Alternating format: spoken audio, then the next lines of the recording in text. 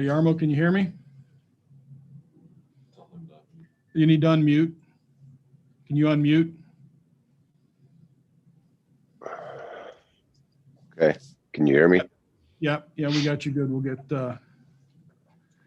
We'll get started here. Good morning, everybody. Thanks for joining us. Before we get started, I just wanted to let everybody know we've got a member of our hockey ops staff is in COVID protocol this morning. So to be extra cautious and following the health and safety protocols, both Jarmo and Torts will be participating remotely today. At this time, we do not expect anything to affect tonight's game, but just wanted to let everybody know why this is going to look a little different than our normal game day availability. So with that, if you've got a question for Jarmo, I'll ask you to raise your hand and we'll call on you and we'll get started now. First question to Clay Hall. Go ahead, Clay.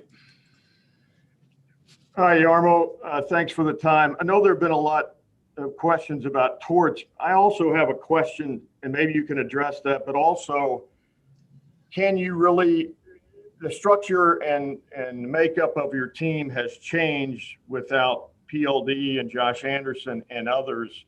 And I'm just wondering if this franchise is trying to learn a new way to play the game, unlike what you played the last 4 years to get into the playoffs, that you can't be that team anymore, or do you believe you can?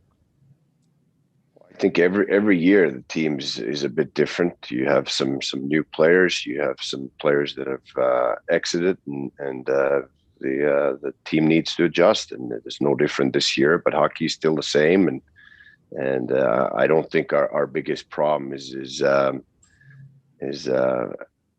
in the area where our strengths have been before, being a relentless, hardworking, hard team to play against.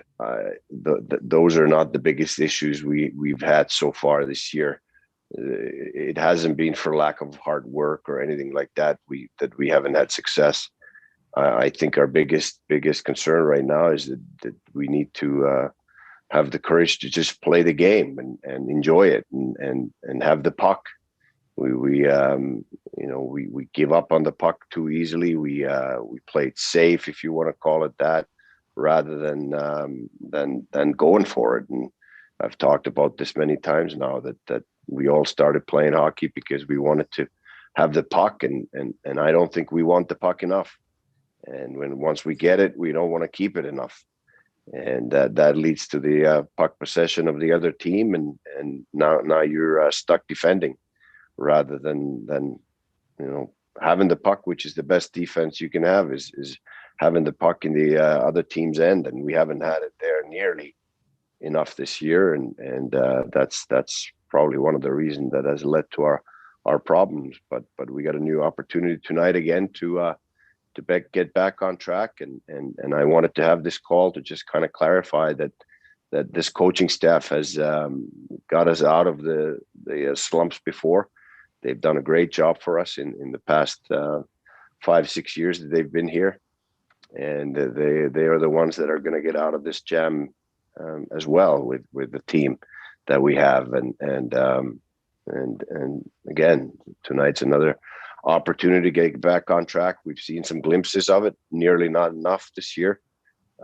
Inconsistency has been maddening to all of us, but we win as a team, we lose as a team, we slump as a team, if you want to call it that, and we rise out of it as a team, and that's what we're going to start doing here.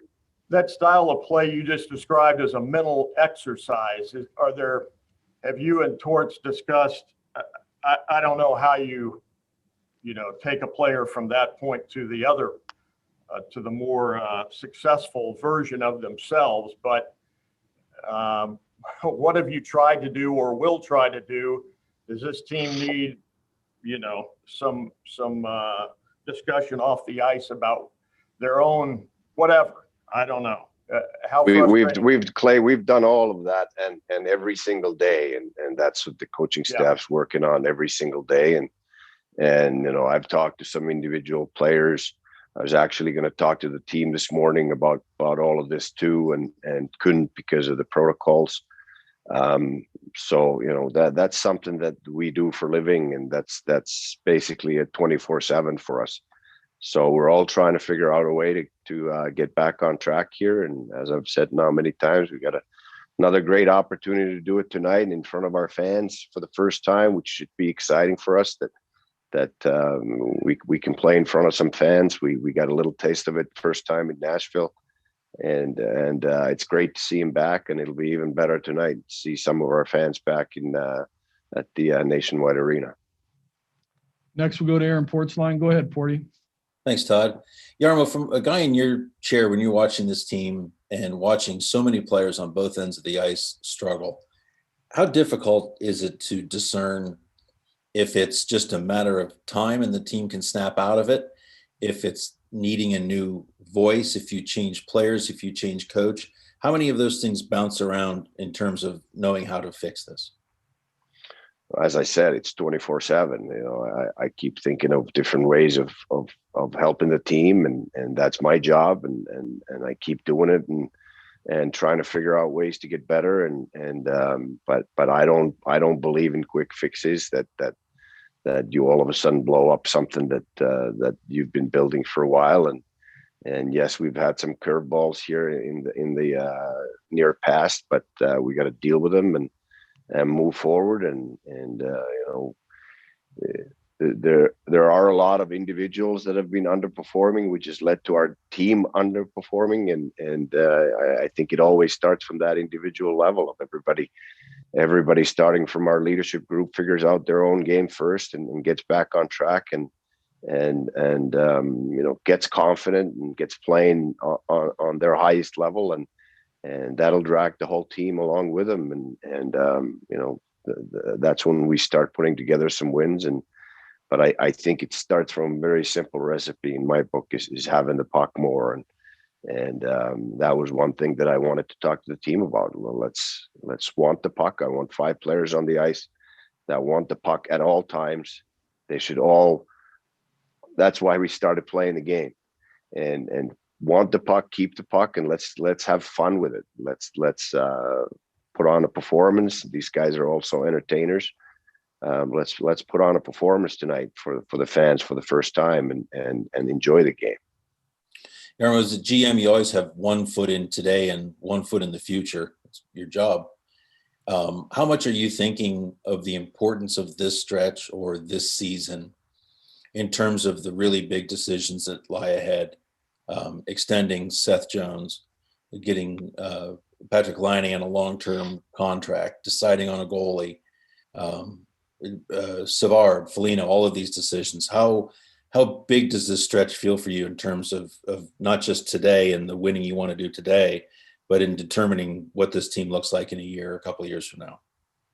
Yeah, that's again something that we think of every day, and that's our lifestyle. It's not even a job. It's what we do all day, every day. There's no meeting to my Sunday. It's not a day off for me. I mean, it's constantly on my mind to how do we win today, but also how do we get our team better in the future. And I think we have a lot of great pieces for a future with our team, and we keep building and believing in the guys that we have here, and coaches are doing that every day, and player development's doing that every day around the world with the prospects we have, and we believe we have some great ones coming, I don't know if that answers your question, but it's constantly on our minds, both the today and the future, but we still have a lot of hockey left this season. We were, I think, 11-4, 11-14 and something last year at one point, and snapped out of it and got back into the playoffs and beat a pretty good team in the bubble there with Toronto Maple Leafs and gave a heck of a run for the eventual Stanley Cup winners too. And we're not that different from that team right now. We're definitely not this different as we've shown on the ice this year. So I have full confidence we're going to snap out of this. Next, we'll go to Brian Hedger. Go ahead, Hedge. Hey, Yarmo. Just so I have this clear, I mean, I know there's no absolutes, obviously, in the game of hockey, very rarely anyway. Torts does not have a contract beyond this season that we know of at this point. Are you saying this coaching staff is like the plan right now is to let them finish this season out, whatever happens? What I said was that I have 100% confidence that these guys will get us out of this. They've done it before. They've done a great job for us before, and for many, many years, and they have a great track record, both in the statistics and what they do day to day here. And I'm a big believer in the process and not just watching the record, but watching what these guys do every day. And as I said, they're very good coaches, and there are many very unusual circumstances here with COVID, and that also goes into the some of the contract situations that we have ongoing. So I'm not going to speculate on that anymore, but it'll all get solved in time. Next, we'll go to Pierre Lebrun. Go ahead, Pierre. Yarmo, I think you kind of answered it there, but just to be clear, I mean, when a coach of, Torts' profile is in the last year of his deal and the team isn't doing as well as it wants, it'll obviously it becomes, it draws more attention, as we've seen in other markets as well with coaches in their last years. But I guess, is it fair to say what you're saying is, extending him before the season probably wasn't an option given where the business is for a lot of teams right now in the pandemic? Yeah, I think that has a lot to do with it, and like I've said, he's done a great job for us. I think we owe him a lot for what he's done for this franchise, and it's by far the winningest coach in the franchise history, and everything, all the other issues will get solved in time. Kitos. Next, we'll go to Nick Katsanika. Go ahead, Nick. Hey, Yarmo. I'm not attacking here. I'm not advocating for anything. This is an honest question. Like, on one hand, you have a team that seems hesitant, that needs to loosen up, enjoy the game. And on the other, you have a coach who's fiery, who holds guys accountable with ice time. So I guess my question is, how does Torts get this team to loosen up and want the puck? Yeah, I think he has a great feel for even his own coaching style when he needs to loosen up and when he needs to tighten the rope. I work with him every day, and we talk about those things every day. So, he knows that sometimes he has to back off a bit, and sometimes he needs to get a little closer. And I do think that always has to start from the players in between here. And having the confidence, knowing that they're here for a reason. They're in the NHL because the best players in the world are playing in this league, and they should have all the confidence to play on their highest level because they belong here, and they should enjoy it and embrace it. It's a privilege to play in this league, and before they know, their careers are over. So. I've talked to a lot of former players. I talked to Rick Nash yesterday, and even he was saying that you don't realize how much fun you have until you don't have it anymore. And he had a great career and played in this league for a long time and had a lot of success. And that's the one thing that I think all these players should realize, that this is the most fun they'll ever have in their lives, playing hockey in the NHL and having that privilege. Next, we'll go to Greg Weshinski. Go ahead, Greg. Hey, Jarmo. Next Friday is the 1-year anniversary of the league shutting down for COVID. You guys had a game scheduled for March 12th last year. I was wondering what you remember from that time, from that night, from that day, and what you think of that call to pause the season with the benefit of hindsight. Oh, that's a not such a fond memory, obviously. And I remember we were sitting in the GM meetings just a week before that, and kind of thinking that where is this going to go, and none of us really knew what this was all about. So we were kind of like everybody else, like, oh, it's just probably going to be like a flu or a little bit worse, and it'll go away. And sure enough, about a week later, the league shut down. I went on a scouting trip, and I was in New York in subways and trains to go to New Jersey, just when the outbreak started there, but luckily didn't get it. And then I couldn't join the team on the trip out west because of the GM meetings and my scouting trip. So I was at home watching our games and getting ready for Pittsburgh game, and then it got canceled, and it was like, oh boy. So it's been a long year in many different ways, and hopefully with the vaccination circling faster now, that we can get back to some normalcy soon, and I think that's what everybody hopes. So I'm a big advocator for let's all get the vaccine if we can and when we can. Next, we'll go to Aaron Portzline. Go ahead, Porty. Hey, Jarmo, it's a phrase that's used maybe too often when people say that a team is, quote, tuning out a coach. What does that mean to you? And have you seen any signs of it with this group here with regards to Tortorella? No, I haven't, and I'm around every day, and I have my antennas up, and the one thing I know, that they all have a tremendous amount of respect for him as a coach. Most of the guys that I've talked to in the past and enjoy playing for him and really love him and respect him as a coach, and I haven't seen or heard anything that would have changed that.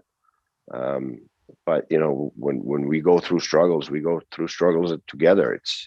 It's not just the players, the coaches, or everybody's unhappy. So I just want everybody to know that we're all trying to figure out ways to get out of this. We're not happy with the situation. We're not happy with the way we played and underperformed, and then we're trying to stay positive and find ways to get out of it. And best way to get out of it is having some success. And then I'm not even talking about winning. I'm just talking about little areas of the game where we start playing like we have in the past, and have some puck possession and enjoy the game. And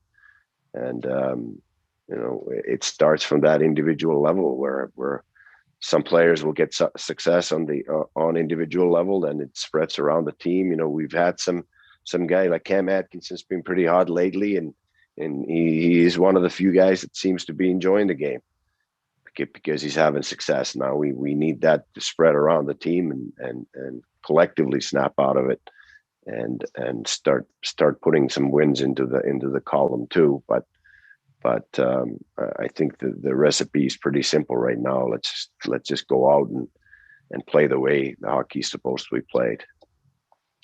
Got time for a couple more for Jarmo. We'll go back to Brian Hedger. Go ahead, Hedge.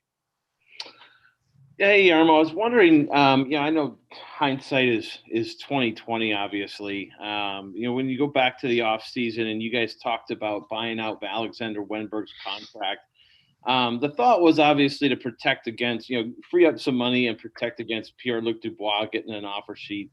When you look back at what happened, that's two of your top three centers that are gone basically from one guy. Were you guys going to buy Wenberg out anyway? If is that fair to even say? I don't want to speculate on any of the individuals that belong to the other teams right now, but all I can say is that almost every one of our off-season decisions were made based on the cap staying flat and protecting against a potential offer sheet. So you can draw your conclusions from that. Go ahead, Hedge.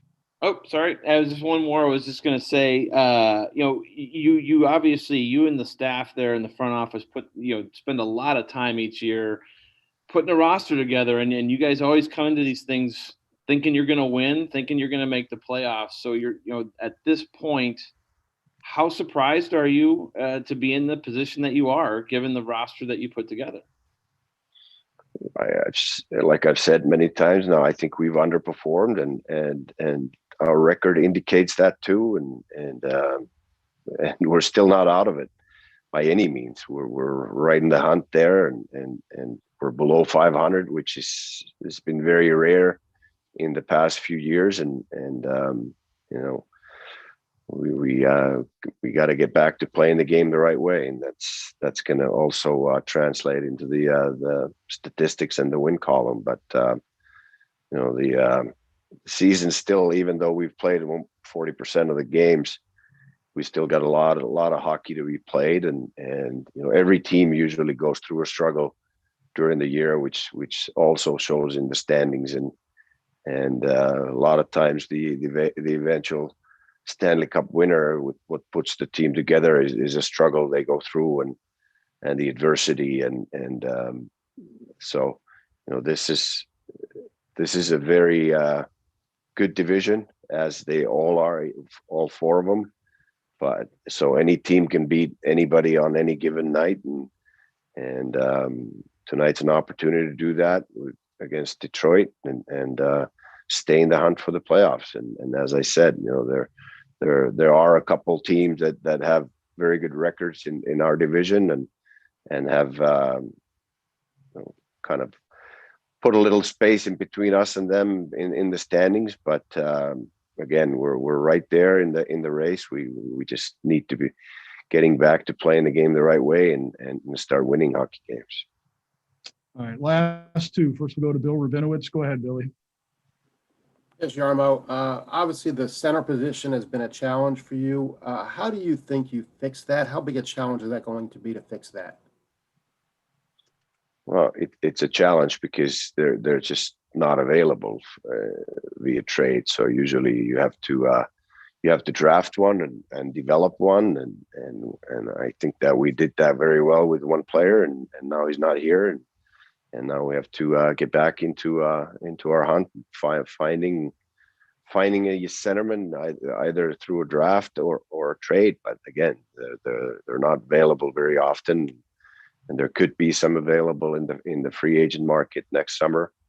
But you know, I can assure you that we understand the importance of the center ice position, and that's why we did a lot of the different moves that we tried to do in the off season to strengthen that position, and hasn't exactly gone as planned. I can assure you, but we'll keep searching and doing our job, and building the team, and you know, I believe in having good goaltending, having a strong defense. It starts from there, and then go through center ice, and you know, I think we have some very good potential center icemen growing into that role within our team, and but we're also going to look for ways to strengthen that position from outside.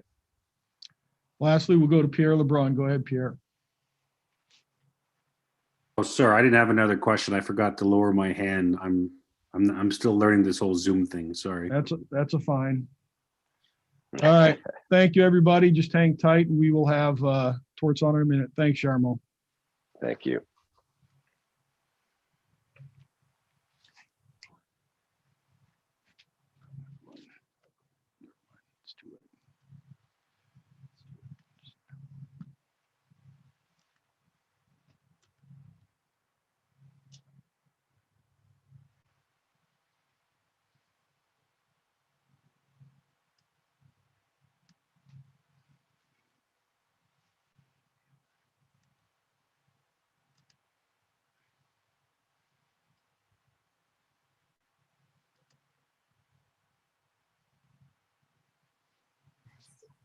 Rock, Yep, I got you. Torts, just need you I can hear you. Can you hear me?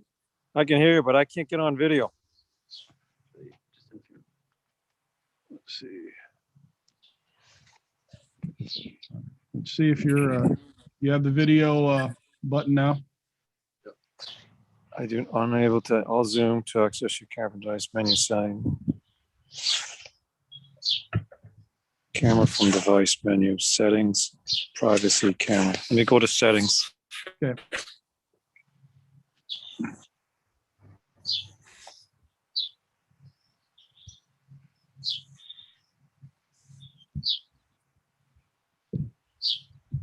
All right, what am I looking for here?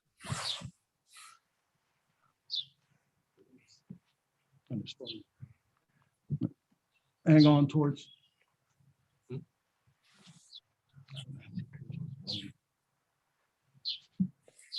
Hang tight, folks. We'll have this shortly. I can't get on, Rock. All right, let's see. Well, we may just start this as a teleconference then. Let's do that teleconference. So we're having some video issues, folks, as Torch is also remote. But if you've got a question, please raise your hand.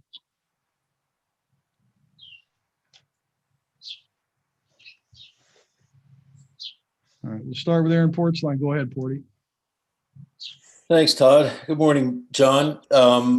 Curious from a coach's perspective right now, how many more things you feel like you can try to loosen this group up and get them to play that you want them to play? I know you've tried a bunch of different coaching devices. How many more tricks do you have in your bag there to get this group going? Well, it doesn't come down to tricks. We just need to we need some good things to happen for us. Not just one, maybe two or three good shifts in a row, maybe a couple of goals in a row. Again, just to try to relax them. It's a major problem with us is that we are a team that is uptight and it mounts on us. So you saw what happened in our last game against Nashville when we score the first goal, we turn one over, they score a goal, and we're playing pretty good at that time, and our whole game changes. We just get kind of into a panic mode. So we're trying to give them, and for me, it's kind of a situation where I think it's a team that needs a lot of teaching, especially with our inexperience in the middle of the ice, both defensively and in position offensively. So we walk that fine line, Portsy, as far as how much information do you give them to try to keep progressing and developing the players versus paralyzing them. So we are way at the end of the spectrum as far as just trying to let them play. And I'd like to see them play just a little bit of pond hockey, just to loosen themselves up and just play the game of hockey and not overthink it. Do you see any signs? This is a tough question, maybe, but do you see any signs that they're not responding to your coaching? That, to use the phrase that's thrown around a lot, they're tuning you out. Are they still responsive to what you're wanting to get done? You're asking a question that you should ask them. You asked a question to me the other night about me being fired or whatever it may be. There's no sense of asking me those questions. You should ask the people that would have those answers. I'm not going to speculate on that. And so I'll leave it that way. I know what the feeling in the room is. I'm not going to speak for other people when you ask questions like that. So you should ask them. Okay, thanks. You bet. Next, we'll go to Nick Katsanika. Go ahead, Nick. Hey, John. I guess where's the fine line between holding guys accountable and making sure they're not afraid to make a mistake? Like, I know going back to Tampa, it's been safe as death, right? So can you just explain that to people? I think it's individual. I think that's a big part of a coach's responsibility is to, first of all, accountability is accountability. As I've said, it's a great summertime word. People like to use that word, accountability and culture and all that in the summertime.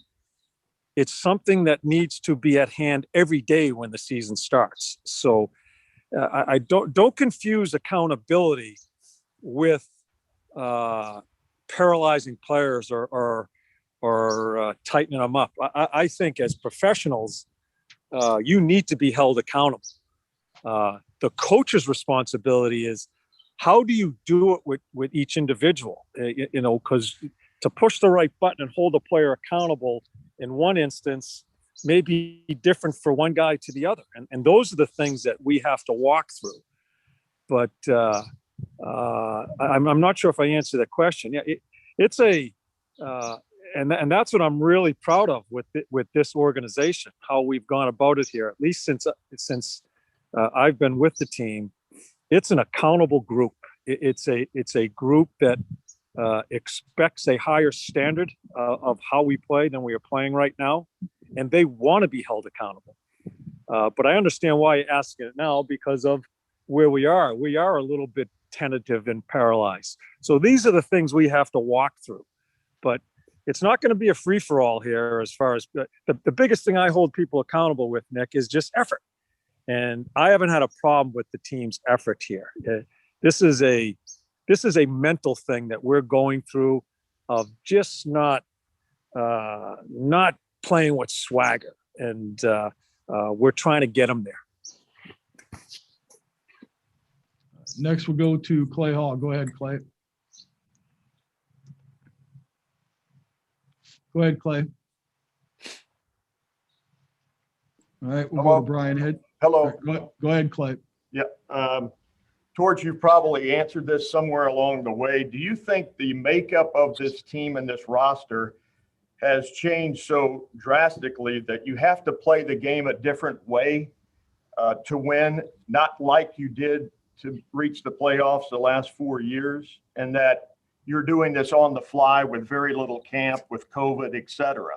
Do you still think you're that heavy, imposing kind of team? Well, our team has changed in that way. We have changed, and this is certainly no excuse for where we are right now. But the team has changed. As I was listening to Jarmo, we developed a pretty damn good center in Dubois. He's a hell of a player and did a lot of good things for us as far as strength on puck and all that. And your team changes through it. And as Jarmo said, we didn't expect some of the things to happen, but we still have some good players here. Can we play that style with our lineup right now? I think we'd be forcing certain situations to demand that type of style versus more of a in developing three centers and three new centers and just the 6 or 7 new bodies coming in here. I think we have to play a different way. We're kind of in between. I'll put it to you honestly. We're kind of in between of. I think that's a part of hockey is the grind of it. And then skill plays have to be made also. And we certainly have done neither consistently enough as we've gone through this first 22. I don't think we've made a lot of puck plays. It's a huge problem with our team right now through the lack of confidence as far as making puck plays. And I don't think we have developed enough forechecking in the grind of the game also. And I do think a little, and I'm just being honest, I do think a little bit of that has to do with the change of our lineup, but we have to find, and this is where I think the coaches have not done a good enough job, find that way to play to be successful. That's a huge part on any team, and it's the coach's responsibility to see what you have and try to find the proper way of playing the game to compete in this league. Next, we'll go to Brian Hedger. Go ahead, Hedge. Yeah, hey, John. Over the years that you have coached, you've done this a long time now. What have you found is the best way for the head coach to keep his finger on the pulse of the room? You mentioned earlier, the pulse of the room. What's the best way for you to do that? And is that a hard job for a coach? Is that one of your harder jobs? No, I don't think that's a hard job, but the way you do it is you're with them every day. And I think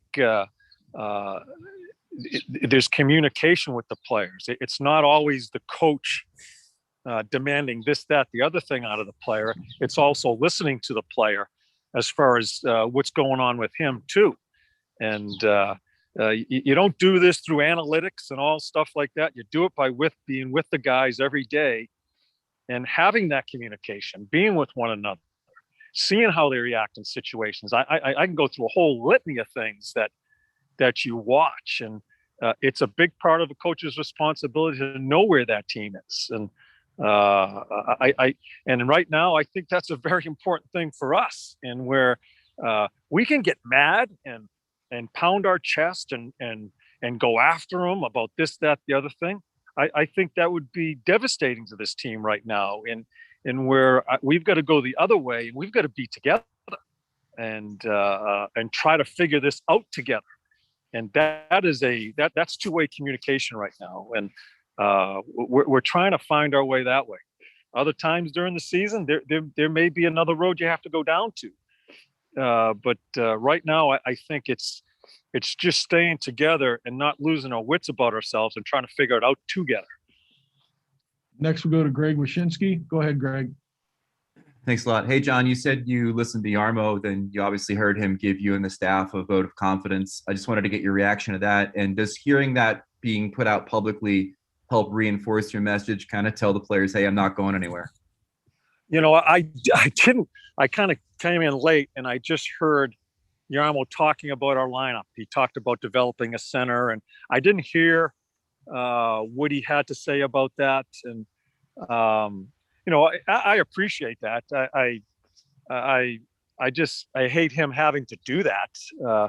But I appreciate it. I'm not sure what was said, but we're all big boys here. When you're losing games and you're playing as poorly as we playing, those questions need to be asked. I expected those questions to be asked probably earlier, but it doesn't determine how I coach. I've always lived by, I'm going to coach the team to try to help this team win. I'm not going to coach a team to try to keep my job. I'm going to try to coach the team to do the best I can for the team and organization, and that will never change.